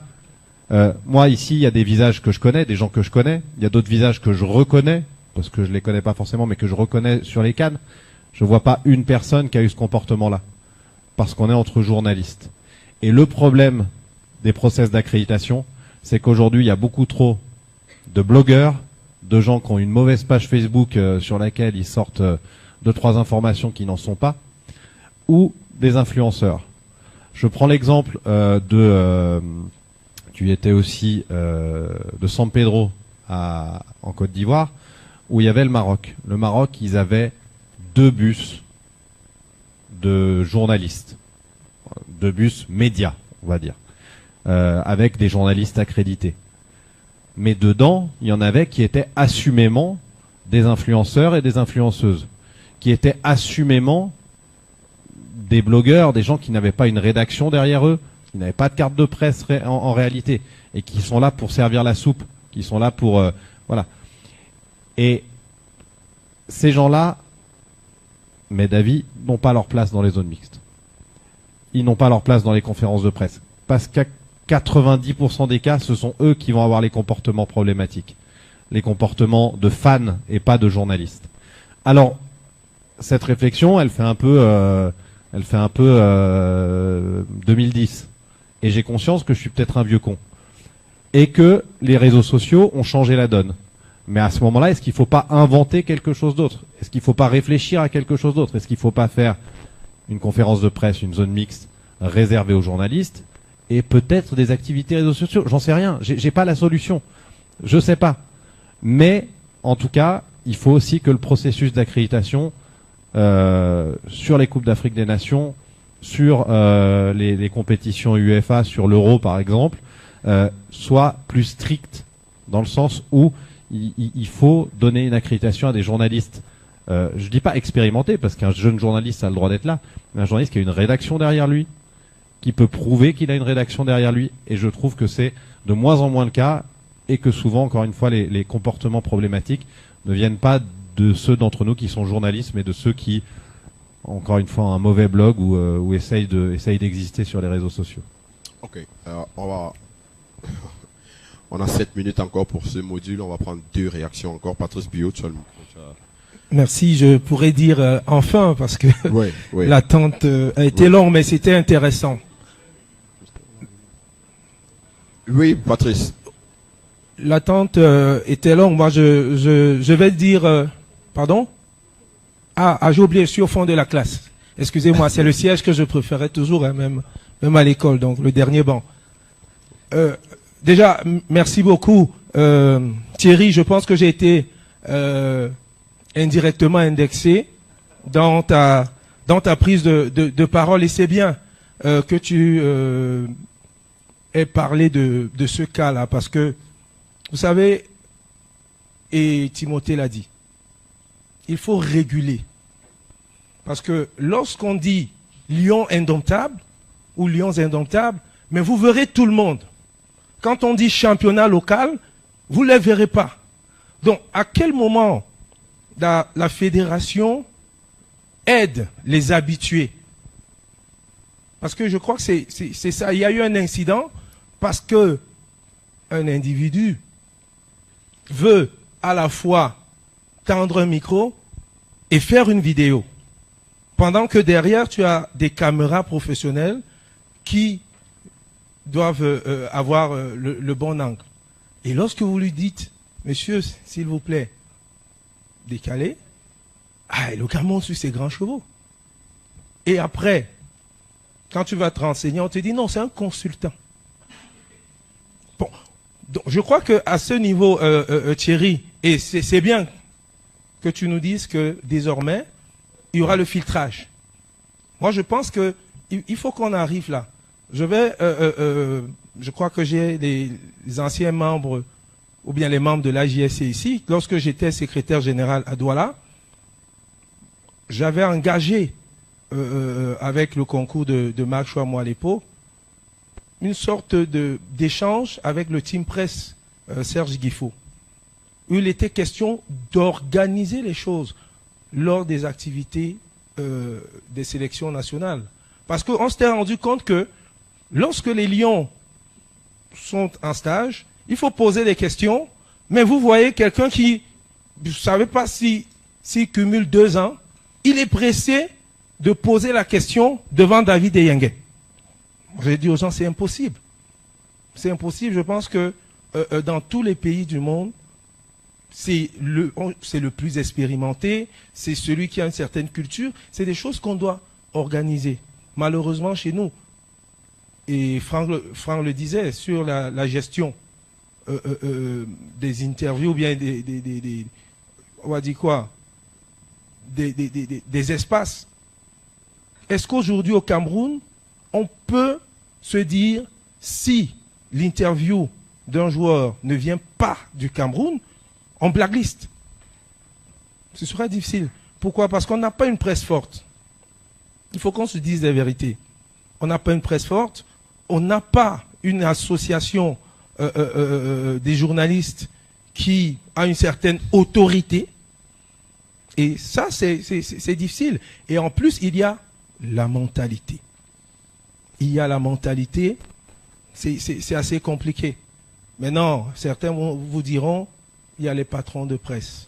Je travaille pour X, pour Y. S'ils me demandent de faire, je valide d'abord mon salaire et la corporation peut attendre. Donc, il y a ces réalités. Donc, je voulais, Thierry, peut-être réagir sur ce plan. Maintenant, au niveau de la relation joueur-journaliste, je crois qu'il y a un problème de mentalité aussi. Et ça, je ne sais pas comment on va faire, mais notre société camerounaise est éduquée dans le format de la suspicion. On n'est pas dans l'objectivité. Et malheureusement, c'est ça. Lorsque Difo fait une publication, il faut qu'on se dise la vérité. Il a été plusieurs fois interpellé parce que les gens n'ont pas compris que c'est son métier. Donc, interpellé? Non, je me limite à ça. Je ne veux pas aller plus loin. Donc, moi, j'ai effleuré la mort, tu le sais. Non, c'est pourquoi j'ai dit. Donc, pour dire quoi? Chez nous, lorsque tu fais ton travail, on a l'impression que comment on dit ça? Tu veux détruire. On ne respecte pas l'opinion. Peut-être comme chez vous, ça passe. C'est-à-dire, ok, le gars m'a critiqué. Est-ce qu'il n'a pas raison d'une part? Non. Chez nous, c'est que si tu vois quelqu'un faire sa chose, si tu ne peux pas l'applaudir, mieux tu passes. Au lieu de dire. Et on oublie que nous, on est des journalistes, on est là pour rendre compte et on est des aiguilleurs. On dit quoi? Les aiguilleurs. Les éclaireurs, si vous voulez. Parce que on dit, si ton ami ne te dit pas la vérité, mais paie ton ennemi pour qu'il te la dise. Donc moi, je crois qu'il y a ce côté éducation qu'il faudrait peut-être aussi qu'on apporte à nos jeunes joueurs, et ça commence dans les centres de formation, des académies. Donc ça, c'est un peu la difficulté que nous avons à bien faire notre travail, parce qu'après, il y a un peu de suspicion. Maintenant, je vais sortir sur le sujet autour de l'interview, et je crois que Franck Simon parlait justement d'un certain nombre de choses. Moi, j'ai, dans mes recherches et autres, lu quelque part, on disait l'interview, c'est l'exercice le plus difficile en journalisme. Parce qu'après, il y a la psychologie, il y a beaucoup d'éléments qui rentrent en ligne de compte. Mais moi, je voulais parler un peu de l'attitude. Et peut-être je vais sortir par là. L'attitude que nous, les journalistes, nous adoptons souvent. Je vais vous raconter une scène. Lorsque Pierre Womelin signe à UMS de Loum, on va à Loum pour un match amical et il accepte d'accorder une interview à un confrère. Il est assis, le journaliste est en face. Et au moment où il veut engager l'interview, le téléphone du journaliste sonne et il décroche. Il commence à parler, il parle, Womé le regarde, et quand il finit, Womé se lève. Il dit, mais Pierre, il dit, non, c'est bon, vas-y, tu peux continuer ton appel. Et ça, c'est les réalités que nous vivons au quotidien. Tu es avec un cadreur, au moment de faire une interview, boum, le téléphone sonne. Donc moi, je crois qu'il y a ces petits éléments, ces petits indicateurs aussi, qui pourraient, au-delà de ce que Priscille a dit, nous amener à davantage nous faire respecter. Donc voilà, merci. Je sais qu'il y a beaucoup de réactions. On va revenir tout à l'heure. On aura l'occasion d'échanger même sur des sujets d'IA. Mais là, par rapport au programme, on va prendre la dernière réaction avec le grand frère. Et on prendra d'abord la pause déjeuner. Permettez, s'il vous plaît. Madame, permettez. Non, là. Après, bon, je vais me faire violence. Le comité d'organisation va frapper sur moi. On va prendre le grand frère, on va prendre la dame et on va terminer. S'il te plaît, madame, s'il vous plaît, grand frère, permettez. Prenons d'abord la dame, s'il vous plaît. On va prendre d'abord la dame. Il n'y a pas de marginalisation, il n'y a pas de misogynie ici, surtout pas.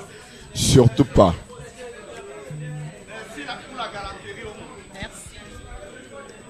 Permettez, Mirabeau, s'il vous plaît. Permettez.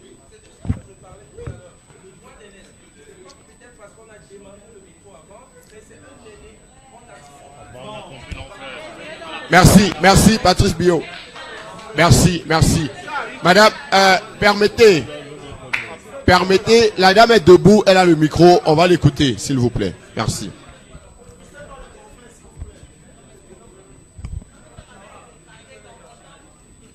Merci. Bonjour à tous. Bonjour. Sur la question de ma prise de parole, je rappelle que c'est depuis hier que je vous posais une question. Est-ce que vous pouvez vous présenter? Et à ce moment-là, j'ai toujours été interrompue parce que j'ai dû laisser ma place à quelqu'un d'autre. D'accord. Je m'appelle Diana Biloa Edo, journaliste et étudiante, master journalisme sportif. Alors, ma question revient sur la notion de vérité et de narratif positif que Timothée a parlé la dernière fois, mais tout à l'heure, c'est Thierry Ndo qui a évoqué la notion de vérité. J'aimerais savoir comment concilier le devoir de vérité et d'objectivité avec les contraintes liées à l'image des clubs, des fédérations ou encore les attentes du public. On a quand même le cas du championnat local, Elite One, qui ne se déroule pas très bien. Tout le monde le sait. Et en tant que journaliste, grand frère, désolé. Hein. Donc, notamment lorsqu'il faut commenter une actualité négative ou sensible.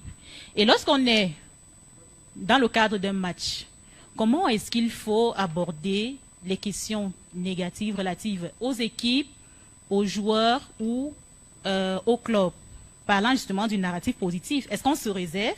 Est-ce qu'on contextualise ou alors on dénonce? Merci.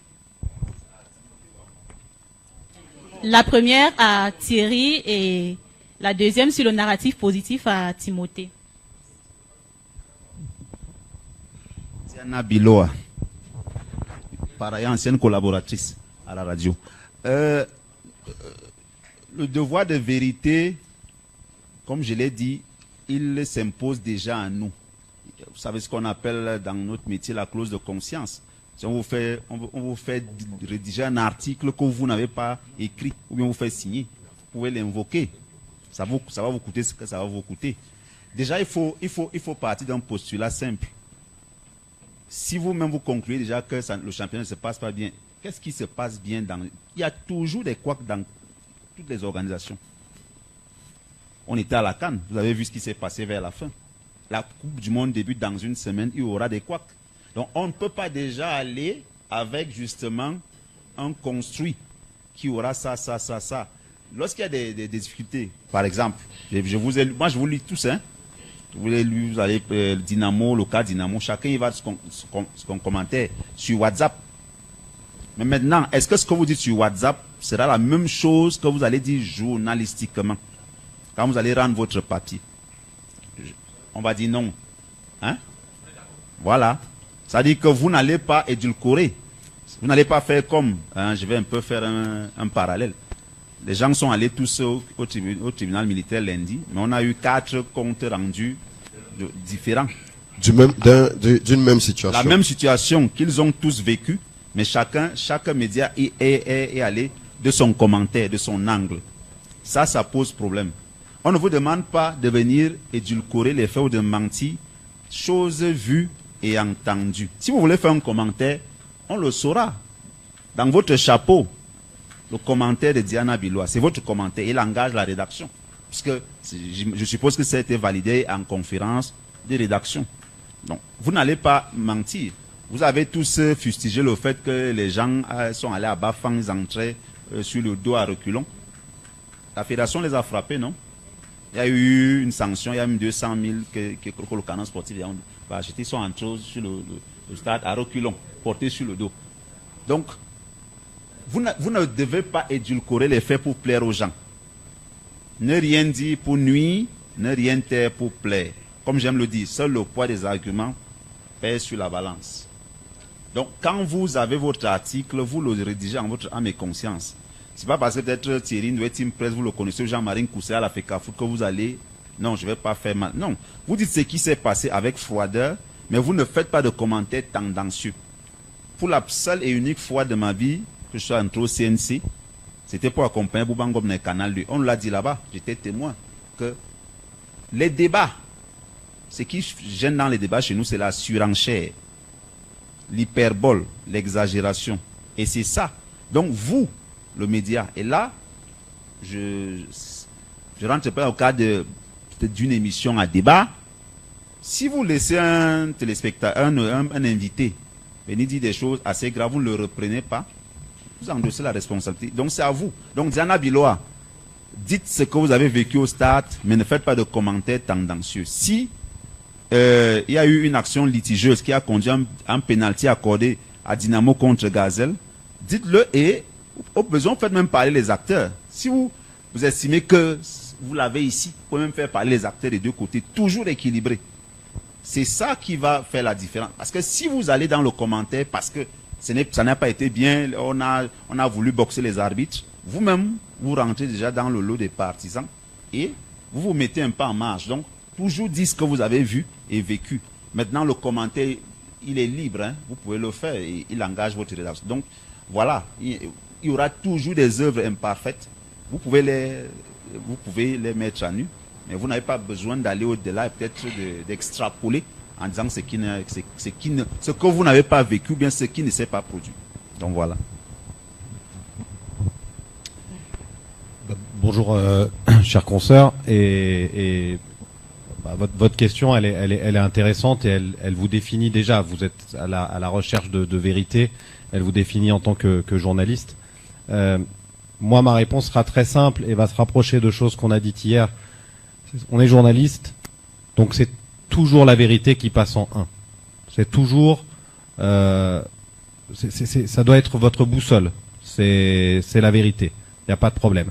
Après, je comprends votre question dans le sens où comment on valorise un produit, comment on est positif, tout en disant la vérité. En fait, c'est Marc hier, je ne sais pas si vous étiez là quand Marc est intervenu, qui l'a très bien dit. Il a dit, est-ce que c'est la peine de dire qu'un match est mauvais? qu'un match est nul. S'il l'est, c'est la vérité. Mais il y a peut-être une façon de le dire. Il y a peut-être une façon d'expliquer, de mettre les formes pour dire que ce match est moins bon que les autres. C'est pas tout à fait pareil. Les gens vont comprendre, hein. Ils sont pas bêtes. Les auditeurs, les lecteurs, ils comprendront. Quand je trouve que la phrase que disait Marc est très très intéressante. Il disait, vous pouvez dire, il est probable que les joueurs ont conscience que c'est pas le meilleur match de leur vie. Quand t'as dit ça, t'as dit que le match était pas bon. Et t'as dit la vérité. En fait, c'est encore une fois, ça revient pour moi à la pondération, à dire, encore une fois, la vérité, c'est la boussole. Il n'y a pas de problème. La question, c'est pas de la masquer, c'est pas de survendre un produit. Si vous avez un tour préliminaire, par exemple, je pense à l'Euro, le dernier Euro qu'on a vécu. On a eu une phase de poule qui était pas bonne. Les gens l'ont dit. Mais tu peux aussi te projeter, te dire que la phase à élimination directe, ça va créer une dramaturgie supplémentaire. Tu peux rattraper tout ça. Et ça n'est de dire que des vérités. Oui, la phase de poule était pas bonne. Oui, on va vers quelque chose peut-être de plus intense et on espère quelque chose de plus intense. Mais en tout cas, pour moi et pour répondre à la question de base, c'est toujours la vérité, le témoignage avant tout. Le média, au sens latin, c'est le moyen entre deux choses. On est tous le moyen entre ce qui se passe dans un stade sur un terrain et la personne qui est derrière sa télé, derrière sa radio. Vous devez lui dire sans filtre ce qui s'y passe. Voilà. À mon humble avis, on doit faire ça. Voilà. Merci. Madame, c'est bon? Je vous en prie. On va prendre la dernière réaction avec le grand frère. Il a eu l'humilité, on parlait hier d'humilité, d'être présent parmi nous. Oh là là, merci. Je suis Henri Diabaté Mandeng, je suis journaliste, ça fait une bonne paye, c'est pas 25 ans, 30 ans. J'ai surfé sur la politique, l'économie, le sport. C'est vrai, je suis très porté sur les questions mémorielles, travaillé dans plusieurs organes de presse, pas la légende. Donc, je suis content d'être là et le sujet m'intéresse au plus haut point. Parce que dans ma trajectoire et l'éclectisme que j'ai vécu, dans lequel j'ai vécu, il y a un fait qui me passionne, c'est celui de... C'est vrai, au-delà de la précarité, on va toujours parler de la précarité, de la qualité de la formation du journalisme, du contrepoids public, mais posons-nous aussi la question de savoir, est-ce que c'est pas un problème de la régulation? Pas la régulation dans le sens où on accrédite les gens, non. Moi, c'est un problème de la régulation parce que au début, je pense, à la fin des années 90, donc début des années 2000, il y avait un monsieur qui s'appelait Emmanuel Numbisi Ngamkam, qui avait créé une association des journalistes économiques. Pourquoi? Parce que, comme Thierry Ndo l'a dit tout à l'heure, vous assistez à la même cérémonie, il y a 4 sons de cloche. Alors, il se trouvait que compte tenu des mutations économiques du Cameroun à ce moment, pour des faits, les mêmes faits, vous trouvez 10 journaux qui disent 10 choses différentes. Alors, on s'est dit, les gars, l'État, une régulation créée par l'État ne passera jamais. Parce qu'on va toujours trouver qu'elle est entachée de politique. Elle est partisane par essence. Parce que c'est l'État, c'est le public qui gère. Et le public, lui, il est partisan. Donc il faut absolument qu'on trouve une voie de contournement. Et cette voie de contournement, parce que nous sommes journalistes et parce que le journaliste, c'est le plus beau métier au monde, le journaliste, c'est le métier du fou qui croit qu'il peut changer une société. C'est pour ça qu'on fait ce métier. On ne fait pas ce métier parce qu'on vient chercher de l'argent. Celui qui veut chercher de l'argent, il aille vendre la tomate, il aura beaucoup d'argent. Mais dans ce métier, on le fait par passion. Et on s'est dit, il faut un tribunal des pairs. Il n'y a que nous-mêmes, il n'y a que nous qui pouvons nous juger nous-mêmes. Et que ce soit acceptable. À chaque fois que tu faisais un jugement de valeur dans un jour, c'est-à-dire, tu faisais un article sur une question économique, on te jugeait.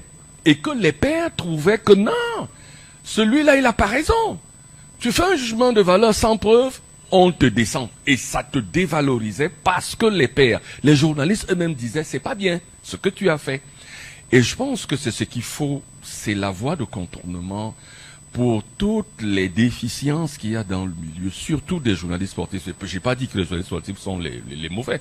Mais je dis, dans ce secteur-là, il il y a je vois beaucoup d'associations, de syndicats. Je pense que cette question de la régulation par les pairs, seuls les pairs peuvent faire le tribunal. Oui, faire la vérité, la lumière, rappeler les poncifs du métier qui sont fondateurs du métier. Là, les dérives vous avez parlé des influenceurs tout à l'heure, qui étaient au Maroc et tout. Je crois que tous les intrus vont sortir de ce métier. Ah, ils sauront que c'est pas leur métier. Ils peuvent être mécaniciens, maçons, j'ai rien contre cela, c'est des bons métiers. Mais c'est sûrement leur métier là-bas. Le métier de journaliste, c'est plus pas leur métier. Parce que nous, on a en haute valeur la vérité. Parce que c'est la vérité qui construit, c'est la vérité qui construit les sociétés. Et des sociétés aussi jeunes que les nôtres ont besoin des journalistes qui sont intègres. Des journalistes qui croient à la vertu de leur métier, de la capacité de leur métier à être au cœur du développement. Parce qu'il ne peut pas avoir de développement au Cameroun si les journalistes ne sont pas au cœur. Parce que nous, on n'est pas partisans. C'est pour ça que je dis aux gens, celui qui veut devenir riche dans ce métier, fait de la communication. Ouais, j'ai animé un atelier dans un lycée il y a 2 semaines. À la différence entre journaliste et communicateur, je leur disais, le journaliste, le communicateur, c'est celui qui, quand vous êtes communicateur à Camrail, vous allez justifier pourquoi le train est arrivé en retard. Le journaliste, lui, s'il n'est pas dans ce cadre, il vous dit que le train est arrivé en retard. Alors, le gars de la régie, lui, vous dira, on a un léger retard. Petite panne technique, mais nos équipes sont en train de résorber. Donc, les enfants, le journaliste, c'est le métier, c'est le top métier, c'est le top niveau de la vie. Il n'y a rien de plus jouissif que d'être journaliste, d'écrire un papier et se faire admirer dans la rue quand vous passez. Vous êtes content, on vous dit, je vous reconnais, monsieur. Mais c'est ça.